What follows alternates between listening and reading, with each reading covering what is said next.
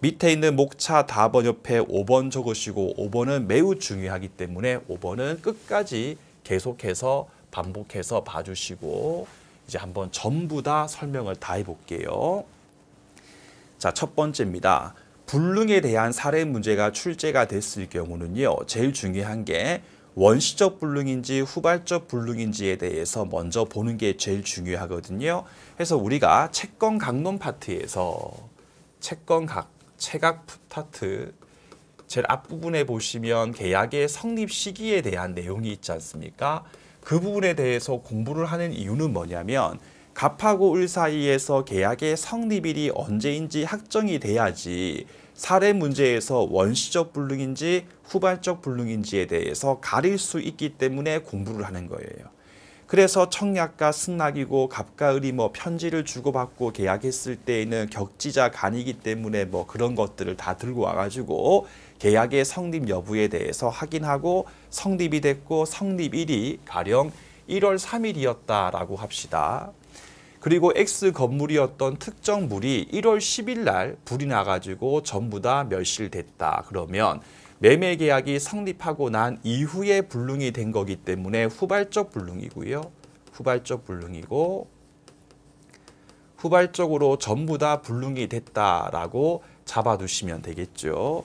다시 이제 후발적 불능이 됐을 때 매도인 갑에게 고의가실이 있었을 때에는 이행불능의 문제, 없었을 때에는 위험부담 537, 538조까지 한 번 더 민총에 있는 그 도표 또 올려주신 다음에 첫 번째입니다. 매수인 을이 매도인 갑한테 어떤 권리에 대해서 행사할 수 있겠느냐.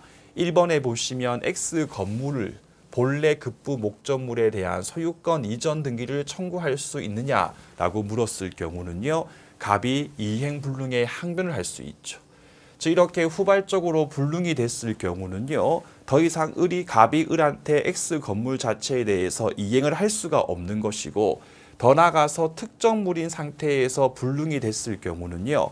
갑이 다시 동일한 물건을 구해서 을한테 갖다 줘야 될 의무가 부정돼 버리기 때문에 더 이상 을은 갑에게 본래 계약상 급부 이행은 청구할 수 없다. 다만 을은 갑한테 이행불능에 근거해가지고 이행불능을 이유로 손해배상은 청구할 수 있는 여지가 있죠. 민법제 390. 그 여지란 뜻이 뭐냐? 그 다음 단계 보시면 원칙적으로 만약에 매도인 채무자 갑에게 경가실 등이 인정이 되면 그건 당연히 청구할 수 있는 거예요. 이 말일걸 갑한테 고의가 있었을 때에도 청구할 수 있고 갑에게 중과실도 청구할 수 있고 갑에게 경과실이 있었을 때도 청구할 수 있다. 줄이면 갑에게 고의나 가실이 있었을 때에는 390에 근거한 배상 책임을 물을 수 있다. 그렇다면 반대해서 갑에게 아무런 가실이 없다. if 갑이 만약에 무가실이었을 경우에는 그때는 을이 갑을 상대해가지고 390에 근거한 배상 책임을 물을 수 없다. 이렇게 하시면 돼요. 근데 문제에서 불능이 되는 그 시점에 첫 번째, 이행 지체 중인 상태에서 불능이 됐다. 즉 갑이 을에게 정당한 이유 없이 이행기를 도가해가지고 이미 이행 지체인 상태에서 불능이 됐을 경우에는 민법제 392조 본문에 근거해가지고 채무자 갑의 책임이 더 무거워지게 되죠. 그래서 예외적으로 이 경우는 무가실인 경우에도 배상 책임을 지게 되는 겁니다. 해서 이행지체 중에 불능이 됐을 때에는 갑에게 무가실인 경우도 배상 책임이 인정이 되고요. 반대로 채권자 지체 중에 불능이었다. 갑 같은 경우가 필요한 걸 다 준비해가지고 을한테 제공했는데 을 같은 경우가 정당한 이유 없이 수령을 하지 아니하여 채권자 지체 중인 상태에서 불능이 됐을 경우에는 민법제 401조가 적용되고 이행지체 중에 즉 채무자 갑이 뭔가 잘못하고 있던 중에 불능이 됐을 때에는 책임이 무거워진다. 그럼 반대로 채권자 측에 잘못이 있던 상태에서 불능이 됐을 경우는 갑의 책임을 가볍게 해주는 게 형평의 원칙에 부합하죠. 따라서 채권자 지체 중에 불능이 됐을 때는 401조에 근거해가지고 채무자 갑에게 고의나 중과실이 인정되면 배상 책임을 물을 수 있겠지만 단순 갑이 경과실에 불과했을 때에는 배상 책임을 물을 수가 없다까지 꼭 기억하신 다음에 제가 추후에 한 번 더 강의 때 설명을 드리겠지만서도 최근에 요 채권자 지체의 효과에 대해서 중요한 판례가 있지 않습니까? 해서 채권자 지체가 인정됐을 때도 효과로서 원칙적으로 손해배상을 청구하는 것이나 해제권을 행사하지 못하는 게 원칙이다. 즉, 을 같은 경우가 채권자 지체를 했을 때 갑이 을에게 손해배상 청구라든지 해제권을 행사하지 못한다라고 하는 중요한 판례가 있죠. 그 판례를 물을 때 요 사례 같이 물을 수가 있겠죠. 해서 을의 채권자 지체 중에 불능이 됐을 때에 1번 지문이 을이 갑을 상대해가지고 배상 책임을 물을 수 있냐라고 했을 때에는 요걸로 문제를 푸는 거고 말고 그 채심 판례의 경우는 여기 있는 손해배상 청구는 갑이 채권자 을에게 물을 수 있니 없니에 대해서 묻는 거고 물을 수 없는 게 원칙이고 말고 을이 갑한테 손해배상 청구권 행사할 수 있는가 없는가. 그래서 이 내용 같은 경우는 을이 갑에게 손해배상 청구권 행사할 수 있는가 없는가에 대해서 묻는 건데 요거 두 개 딱 시험 문제에서 사례형 문제로서 출제를 하게 되면 적지 않은 분들께서 이걸 물었는데 요 최신 판례에 근거해가지고 문제를 풀어가지고 분명히 상대방 갑에게 중과실이 인정이 되는데 물을 수 없는 걸로 문제를 풀어가지고 실수하는 분들이 많이 계실 거니까요. 채무자 갑이 있고 채권자 을이 있었을 때 채권자 을이 채무자 갑에게 배상 등을 물을 수 있냐 했을 때는 그거는 401조의 문제이고 우리가 또 공부할 그 채심 판례의 경우는 그게 아니라 채무자 갑이 채권자 을에게 배상 책임 따위를 물을 수 있는지 없는지에 대해서 물었을 때는 401조가 아니라 그 채심 판례에 근거해가지고 문제를 푸는 거다라고 하는 좌표 설정을 잘 구분해가지고 이런 걸 잘 구분하시는 분들이 이제 민법 점수가 빨리빨리 상승이 되는 거니까 두 개를 잘 구분해서 사례 문제 대비를 꼭 해주시면 되겠습니다. 로마자 2번에 보시면 이제 갑이 을에게 반대급부인 매매대금의 지급을 청구할 수 있느냐 해서 급부의 목적물이 후발적으로 불능이 됐을 때에 채무자가 반대급부인 매매대금의 지급을 을한테 청구할 수 있느냐 없느냐라고 하는 문제를 바로 대가위험입니다. 대가위험. 그래서 대가위험을 갑이 지면 갑은 을한테 반대급부의 이행을 청구할 수 없고요. 대가위험을 을이 진다면 갑이 을에게 반대급부의 이행을 청구할 수 있는데요. 우리 민법 제537조의 경우는 원칙적으로 대가위험은 채무자 갑이 진다라고 보는 게 원칙이었습니다. 해서 원칙 민법 제537조에 근거해가지고요. 갑의 을에게 반대급부의 지급을 청구할 수 없는 게 원칙이다. 다만 예외적으로 채권자 지체 중에 불능이 됐거나 채권자 때문에 불능이 됐을 경우는 민법 제538조에 근거해가지고요. 대가위험이 갑에서 을에게로 이전되거든요. 따라서 채권자 을 때문에 불능이 되었거나 채권자 을의 채권자 지체 중에 불능이 됐을 경우에는 민법 제538조에 근거해가지고 갑이 을에게 반대급부의 이행을 청구할 수 있다. 즉 매매대금의 지급을 청구할 수 있다까지 함께 정리를 해주시면 되겠습니다. 그럼 다시 이제 우리 교재 445페이지 오신 다음에 1번 개간 부분을 이렇게 다 묶어서 중간에 있죠. 다 읽어주시면 돼요. 채무자 갑이 성간주의 의무를 게을리하여 그 말이 고의가실로 인하여 그 말이죠. 목적물을 멸실 등을 시켰을 경우는 채불에 근거한 배상 책임을 진다. 한번 끊고 맞죠? 이때 성간주의가 있다는 점에 대해서는 즉 피고 채무자에게 고의가실이 있는지 없는지의 경우에는 일단 말로만 할게요. 여러분들. 민법 제390에 근거한 손해배상 청구 사건에서 고의가실의 유무는 청구 원인이 아니고 항변사유이기 때문에 채무자 피고가 스스로 성간주의 의무 다했음에 대해서 증명 책임을 지는 거고 한번 끊고 불법 행위에 근거한 손해배상 청구 사건의 경우는 항변이 아니고 피해자 원고가 청구 원인 단계에서 가해자 갑의 고의 가실 존재에 대해서 증명 책임을 지는 거다. 그럼 지금 우리가 보고 있는 부분은 불법 행위에 근거한 손배 청구 사건이 아니라 390에 근거한 채무 불이행 사건이기 때문에 다시 증명 책임은 원칙적으로 채무자 갑이 지며 채무자 갑 스스로가 성간주의 의무 다했음에 대해서 입증하지 못한다면 배상 책임을 면하지 못하게 되고요. 이 법리가 나중에 저 뒤에 채권 강론 파트에서 임대차 계약 파트에서 임대차 목적물 반환 의무가 하재 원인 불명에 근거해가지고 불능이 됐을 때 똑같이 적용되어 임차인 스스로가 성간주의 의무 다했음에 대해서 증명하지 못한다면 이행불능 책임을 면하지 못한다라고 하구나라고 한번 들으시면 됩니다. 해놓고 그 다음 반면 매매계약이 성립하고 난 뒤에 매매계약의 목적물이었던 특정물이 매도인 갑의 고의나 가실 없이 됐을 경우는 그 밑에 있는 목차 2번에 의한다. 해서 매수인 을의 갑에 대한 권리, 목차 가번이 1번이겠죠. 본문 다밑줄. 특정물인 상태에서 목적물이 멸실됐을 경우는 급부위험은 채권자인 매수인 을이신다. 급부위험을 뭐냐?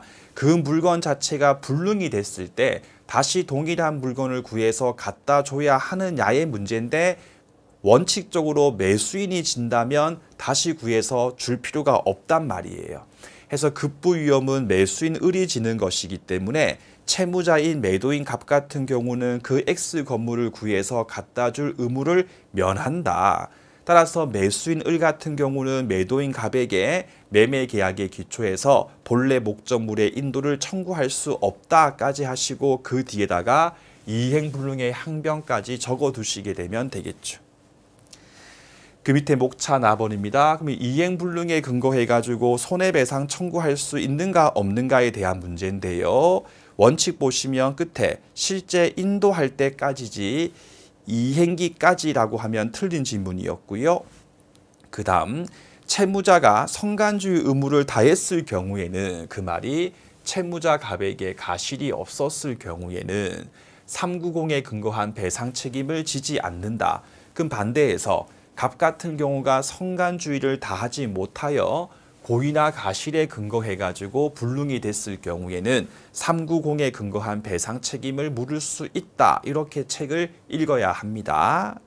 해놓고 2번에 보시면 첫 줄 이행지체나 수령지체의 경우에는 채무자 갑의 책임이 가중 또는 경감되므로 392 401조까지 밑줄 긋고요. 392 401조를 이렇게 빼신 다음에 499페이지라고 적어두시고 한번 가서 미리 읽어보시고 521페이지 해서 499페이지에 가시면 392조가 있을 거예요. 해서 이행지체 중에 생긴 손해 불능의 경우는 무가실 책임을 지는 거고 521페이지를 가시면 401조가 있거든요. 그래서 채권자 지체 중에 불능이 됐을 경우에는 책임의 감경이 이루어지기 때문에 고의 또는 중가실이 없으면 모든 책임이 없으므로 경가실에 불과했을 때에는 배상 책임을 지지 않는다까지 두 개를 잘 비교해가지고 한 번 더 조문을 미리 읽어주시면 됩니다. 밑에 목차 다벌입니다. 대상 청구권은 끝에 후술함 뒤에다가 503페이지. 그래서 후발적 불능이기만 하면 매도인 갑, 채무자 갑의 고의 가실을 묻지 않고요. 대상 청구권 행사할 수 있다까지만 기억하시고 또 뒤에서 배울 거고요. 우리 교재 446페이지 가시면 제일 위에 매도인 갑 을에 대한 권리, 목차 가번에 있는 대가율 문제, 이게 로마자 2번 내용입니다. 그래서 목차 가번 옆에다가 619페이지 하단에서 다시 공부를 할 거니까 537, 538조 조문 정도 한번 미리 읽어보시면 충분할 겁니다. 그래서 첫 번째 원칙의 중간에 보시면 537조의 밑줄을 그으시면 되고 밑에 예외에 가시면 538조에 딱 밑줄을 그어두시면 됩니다. 밑에 목차 나번은 볼 게 없고요. 목차 라번의 1번에 462조입니다. 특정물 인도가 채권의 목적이었을 경우 채무자의 경우는 밑줄 이행기의 현상대로 그 물건에 대해서 인도해라. 근데 이행기의 현상대로 그 목적물에 대해서 인도했는데 그 뒤에 그러나 그 목적물에 하자가 있었을 경우에는 담보 책임과 담보 책임으로가 연결된다. 이렇게 하시면 되죠. 그래서 그 462조 여러분들 이행기의 현상대로 그 물건에 대해서 인도해낸다. 이 문구 자체에 대해서 여러분들 학설 대립이 있는데 지금은 다 끝난 대립인 거고 목적물에 하자가 있었을 경우에는 담보 책임 따위를 물을 수 있다 정도까지만 공부하시면 충분합니다. 그 밑에 있는 목차 2번에 있는 인도 장소 있지 않습니까? 다시 467조의 경우는 별표 치시고요. 암기라고 적어두시고요. 암기를 반드시 해가지고 특정물하고 종류물 금전의 경우를 구분해가지고 정확하게 암기하세요. 자, 먼저 제목에 변제의 장소, 더 쉽게 얘기하면 채무의 이행 장소가 어디냐에 관한 부분이거든요. 물론 사례 문제에서 그렇게 나오긴 힘들겠지만서도 채권자 지체에 빠뜨리려면 채무자 갑이 채무 내용에 쫓은 적법한 제공을 했을 때 상대방 채권자 을 같은 경우를 400조 이하에 근거해가지고 지체에 빠지게 할 수가 있어요. 여러분들 이때 우리가 판례를 공부할 때는요. 갑이 을에게 총 원래 줄 돈이 1억인데 일부 7천만 원까지만 제공했을 경우는 채무 내용에 쫓은 적법한 제공이 아니다까지만 공부하는데 여러분들 장소도 포함돼요. 그럼 가령 장소가 부산인데 갑이 혼자서 서울에 가가지고 내밀고 있었을 경우에는 채무 내용에 쫓은 적법한 제공이 아니기 때문에 채권자 지체의 을을 빠뜨릴 수가 없다 그 말입니다. 그러면 채무 이행 장소라고 하는 것도 거래 안전운도 관계없는 부분이기 때문에 갑하고 을 사이에서 합의를 통해서 결정할 수 있겠죠. 그래서 1항을 보시면 채무의 성질 또는 갑과 을의 의사표시 합의로 변제가 이루어질 장소를 정했을 때는 그에 의하고 정하지 않았을 때는 1항 특정물에 밑줄 긋고 특정물의 경우에는 채권 성립 당시에 그 물건이 있던 장소입니다. 채권 성립 당시에 그 물건이 있던 장소에서 인도가 이루어지는 거지 채권자의 현 주소다라고 하면 틀린 질문입니다. 반면 2항에 보시면요. 특정물 인도 이외의 변제까지 밑줄 긋고 특정물 인도 이외 특정물 인도 이외가 어떤 게 있냐 했을 때의 종류물 채무나 또는 금전 채무의 경우에는 그러니까 특정물 인도 이외의 채무인 이런 것들의 경우에는 채권자의 현 주소예요. 채권자의 현 주소에서 쉽게 채권자 집에서 인도가 이루어지는 것이다까지 하시고 영업이면 채권자의 현 영업소라고 뒷부분 읽으시면 되겠죠. 해서 사례 문제 풀 때 보면 항상 계란 사례가 나왔을 때도 별도의 합의가 없었을 때에는 채권자 매수인 을 집이고요. 금전 채무의 경우에도 별도의 합의가 없었을 경우는 채권자의 현 주소거든요. 그럼 결국 채권자 집으로 채무자 갑이 갖다 준다. 다시 기본 강의. 채권자 집으로 채무자 갑이 갖다 주기로 했을 경우가 지참 채무니까 원칙적으로 측정물 인도 이외의 채무의 경우는 별도의 합의가 없었을 때는 지참 채무구나. 그럼 반대로 채권자가 받으러 오기로 하는 채무 같은 경우가 추심 채무구나까지 한 번 더 개념을 리마인드 하시면 되겠습니다. 해서 우리 민법상 특정물 인도 이외의 채무의 경우는 별도의 합의가 없었을 때에는 지참 채무로 보고 있다라고 해도 이제 충분히 두 개를 잘 구분해서 암기하고 문제 풀 수 있을 거고요. 맨날 이 두 개를 섞어가지고 틀린 지문 구성하니까 1번, 2번, 1항, 2항 두 개를 잘 구분해가지고 철저하게 지금부터는 암기도 같이 해주시면 되겠습니다.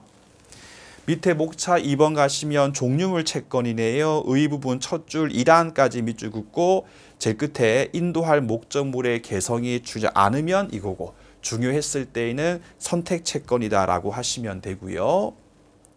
밑에 판례 보시면요. 을이 갑한테 지고 있는 주식 반환 의무 다 똑같은 주식 아니겠어요?